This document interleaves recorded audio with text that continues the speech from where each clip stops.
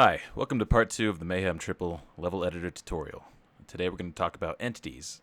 Entities are the interactive elements in video games, and the first one on the list is the bunny. I've put some down at the level, and now we're going to test it and see what happens.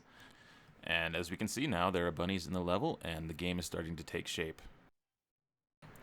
So, are all bunnies doomed to look to the left and be unarmed? Well, no. Parameters can change many aspects of the bunny, such as direction, guns, mode, etc.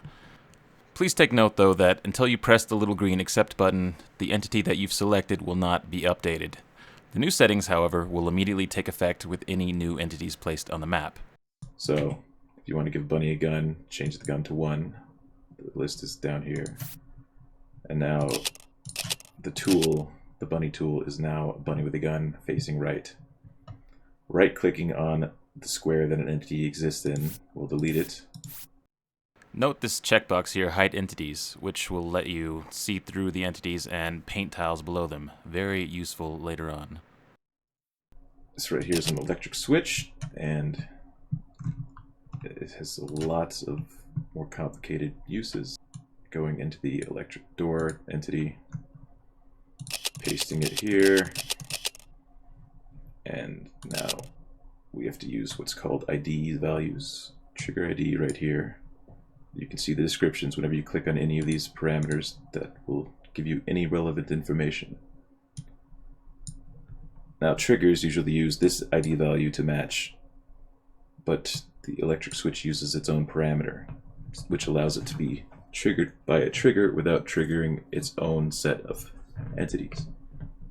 So let's just type in any number here, just make sure it's unique. And this, give it the same value as the ID value.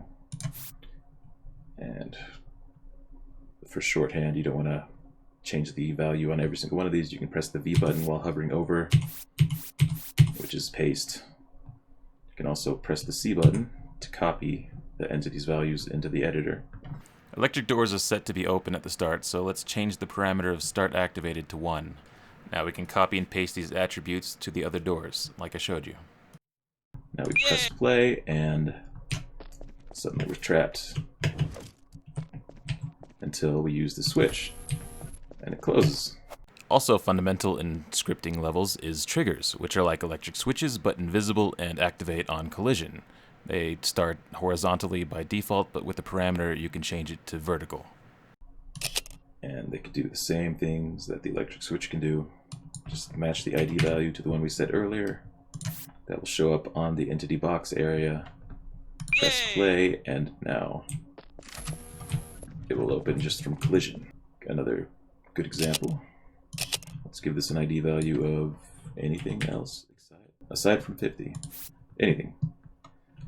And these bunnies, they will spawn at start or in proximity by default. But instead, you can make them spawn on trigger with the mode of teleport, which means they will teleport in the playfield when triggered to create themselves. Copy the entity, paste it on the other ones to give them the same trigger spawn value. You'll see the number below them updates. And now the bunnies show up when you hit the trigger.